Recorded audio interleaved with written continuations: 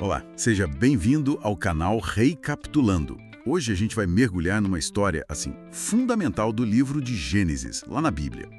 Vamos focar no capítulo 37. É uma trama, sabe? Sobre família, favoritismo e uns sonhos aí que acabam gerando muito conflito.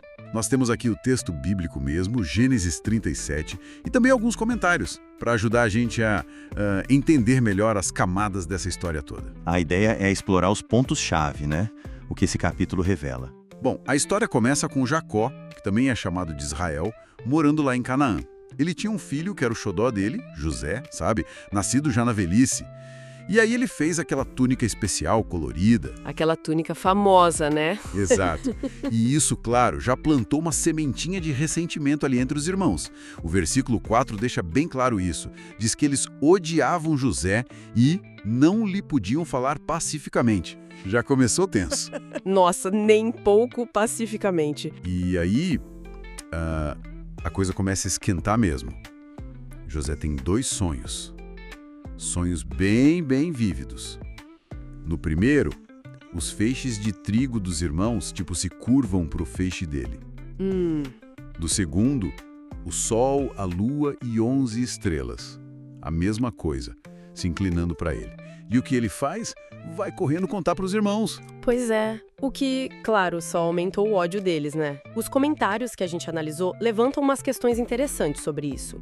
Será que José foi só ingênuo contando esses sonhos? Ou tinha ali, talvez, um pinguinho de orgulho? Pela preferência do pai, né? E talvez por sentir que os sonhos vinham de Deus mesmo. Uma fonte até menciona que Gênesis 37, versículo 2, já diz que ele levava más notícias dos irmãos para o pai. Meio dedo duro, sabe? Entendi. Ele não era a flor que se cheire para os irmãos, então. A relação já não era boa. E quando ele conta os sonhos, a reação é imediata. Tu, pois, deveras reinarás sobre nós.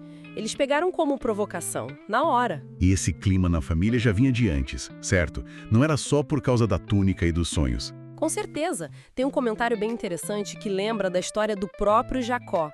A vida dele foi marcada por enganos, conflitos familiares desde jovem, né? Com o irmão Esaú, com o sogro Labão. Verdade. Então essa análise sugere que, de certa forma, Jacó estava vendo um padrão se repetir. Um ciclo de problemas familiares. O lar é descrito como disfuncional mesmo, cheio de ódio, inveja entre os filhos de diferentes mães. A preferência explícita de Jacó por José e a túnica foram só, digamos, o combustível para essa fogueira que já estava acesa. Faz todo sentido. E essa tensão toda, ela explode, né? Os irmãos estão lá longe, pastoreando, e Jacó, talvez de forma um pouco imprudente, manda justamente o José para ver como eles estão. Uma péssima ideia, olhando agora. Pois é. E quando eles veem o José chegando de longe, a conspiração começa na hora. Eles até falam com um deboche. Lá vem o sonhador. A intenção inicial era matar ele mesmo. É pesado. Mas aí entra o Rúben, o irmão mais velho. Ele tenta dar uma friada, sabe? Sugere jogar José numa cova seca ali no deserto. A intenção dele, meio que secreta, era voltar depois e salvar o irmão, como o texto diz. Ah, entendi. Ele queria ganhar tempo. Exato. Só que o plano dele não dá certo. Enquanto o Rúben não está por perto, o Judá tem outra ideia. Ele vê uns mercadores ismaelitas passando a caminho do Egito e fala olha, pra que matar? Ele é nosso irmão, nossa carne, vamos vender ele. Mas pragmático, né? Evitavam o assassinato e ainda ganhavam dinheiro. Que coisa é. E eles fazem isso mesmo. Tiram o José da cova, vendem por 20 ciclos de prata.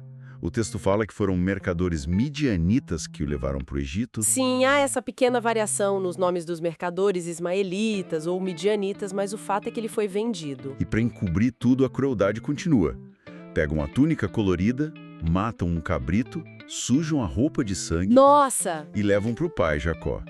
E ainda perguntam, de forma cínica, achamos essa túnica? Vê se é a túnica de teu filho ou não. É de uma frieza terrível. A reação do Jacó é devastadora. O texto descreve ele rasgando as vestes, se vestindo de pano de saco, chorando por dias. Ele se recusa a ser consolado. Diz que vai descer chorando para o Seol, para o mundo dos mortos, para encontrar o filho. É a imagem da dor absoluta. Imagina o peso na consciência desses irmãos depois. Exatamente. Os comentários destacam muito isso. A culpa que eles carregariam por essa mentira, por terem causado tanto sofrimento ao pai, além, claro, do que fizeram com José. E essa história de rivalidade entre irmãos, ela aparece outras vezes em Gênesis, né? Não é a primeira vez. De jeito nenhum.